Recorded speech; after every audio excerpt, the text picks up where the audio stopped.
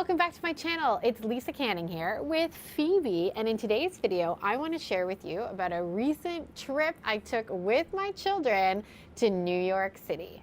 So I did something really fun, you guys, like really fun. On our way home from Florida, we took our family to New York City, but we didn't tell them. It was a surprise.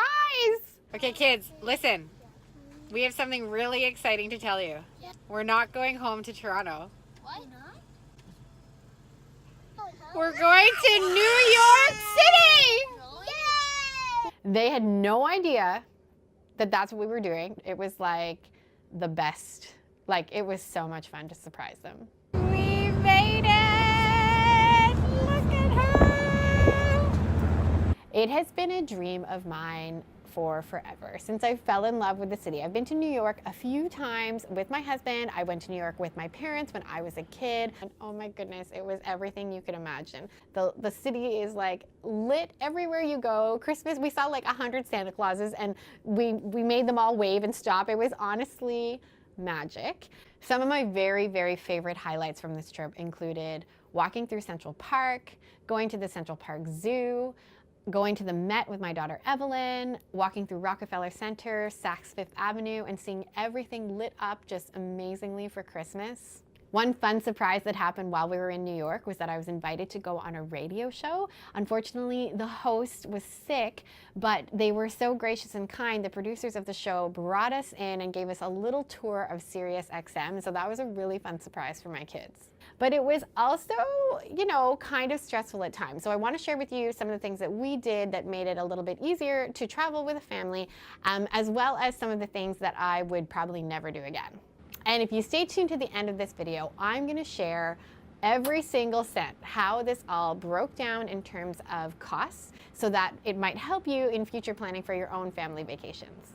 One of the most popular videos on my channel is my breakdown of a cruise I did on Allure of the Seas. So if this is interesting to you, if you find travel with kids and how to do it and where to go and the logistics involved, if you find this interesting, let me know in the comments because I'd love to do more travel videos for you. So the first thing that was such a bonus for us was renting an Airbnb house. I don't know how I got this lucky, but I was able to find a home in Midtown Manhattan, and it was so like comfortable. It was like, I can't remember. I think it slept 14 people, multiple levels, multiple bedrooms. The kids had enough space to play. This space also had toys, which was amazing. The other thing that was so nice about renting a home versus getting a hotel was the cost. When I compared the cost of getting hotel rooms, and in my family, I need to have at least 3, it's kind of expensive. For us, at the peak season of Christmas holidays, it was basically $5,000 plus parking for me to get hotel rooms for the number of days that I wanted. I was able to get this for well under what I would have paid for hotels, so I was really grateful for that. Staying in an Airbnb also helped us with meals, like a bunch. So we would just cook the same way that we would cook at home. Lunches would be very simple, like hot dogs and macaroni and cheese and cucumber slices. Sometimes we would just get a pizza from the literally around the corner pizza shop. That's also a massive benefit when you're traveling with children. Sometimes children don't want to sit at a restaurant. I mean, as much as I would love it, as much as I would love to literally go to a restaurant for every single meal, sometimes a toddler doesn't want to.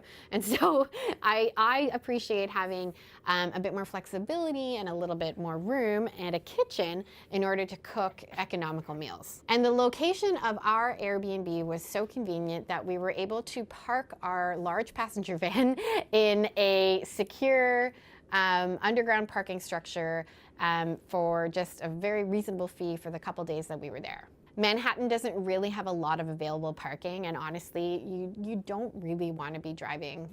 I'll just be honest, it was like oftentimes when we did get in a cab, especially at Christmas, it is just so packed. You are honestly better off to take the subway or to walk. And so I would recommend anybody traveling with a car to definitely just park your vehicle and rely on public transit, walking, or cabs.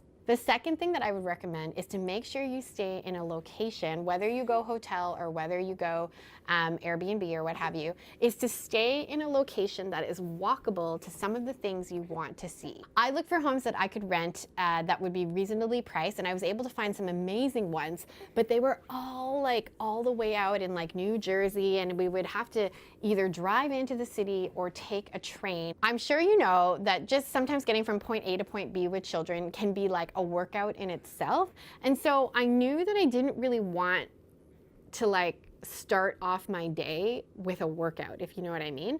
So I would really recommend, especially if you have small children, to stay in a location that is walking distance from the things that you want to see.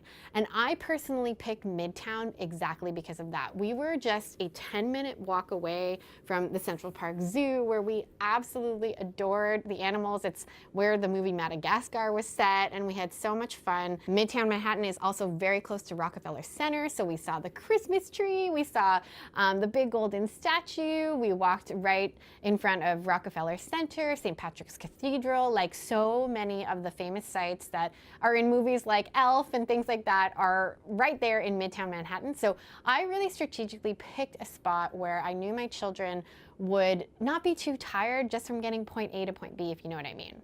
The next thing that we did that worked out really strategically is that I didn't always put pressure on us to do everything together. Now, I have a very large family, 7 kids.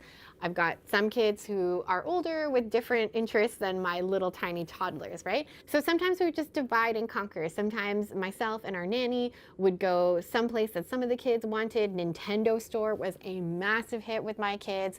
And then sometimes, you know, myself and Evelyn, my oldest daughter, we had an amazing afternoon at the Met. Now, this, of course, is going to be different based on how many kids you have and how long you're staying in New York City. I totally get it. But I remember putting a lot of pressure on myself the first day that we were there to just like everybody has to do everything together and everyone has to be having fun at the same time.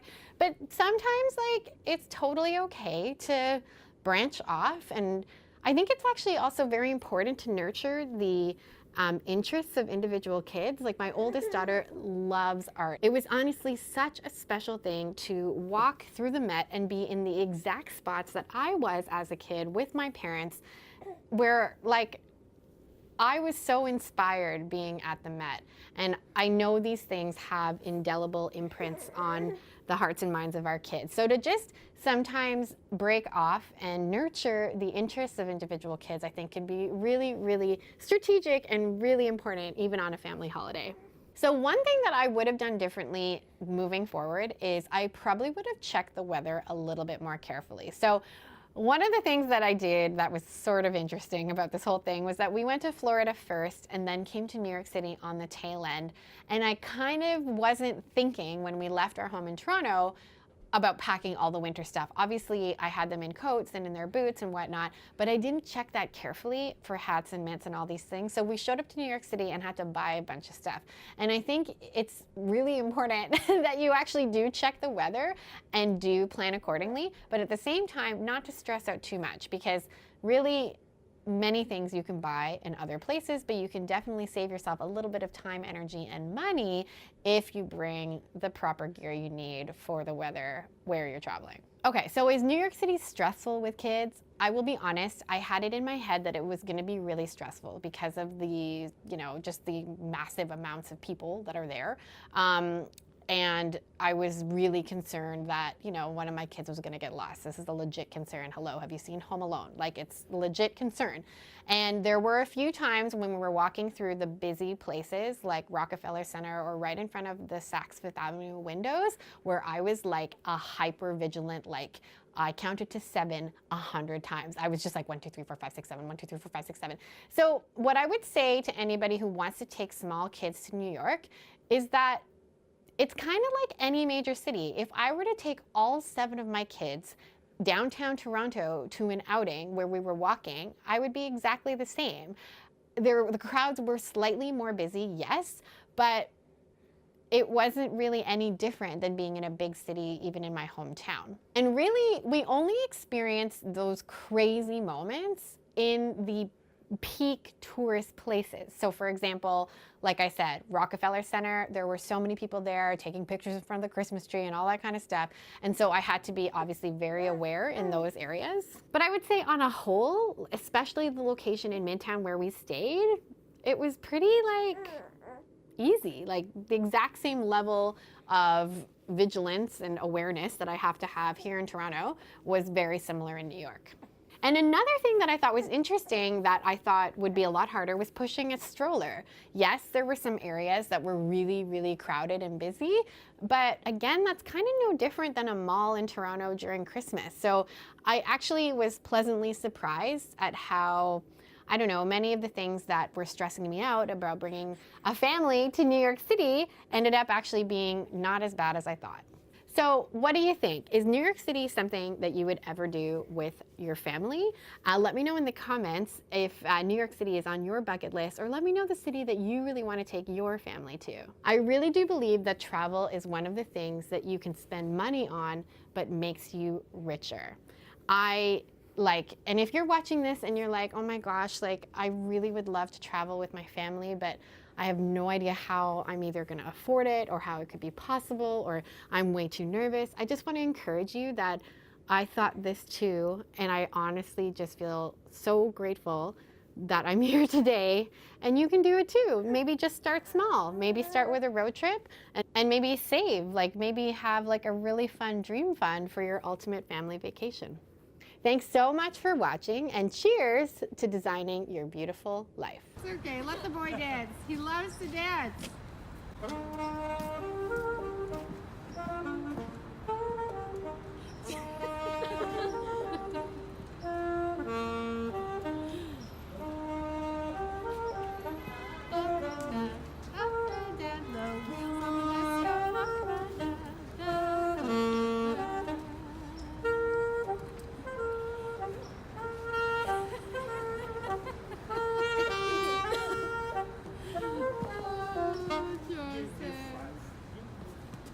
Okay, Joseph, now we really have to go. Okay, can you say bye?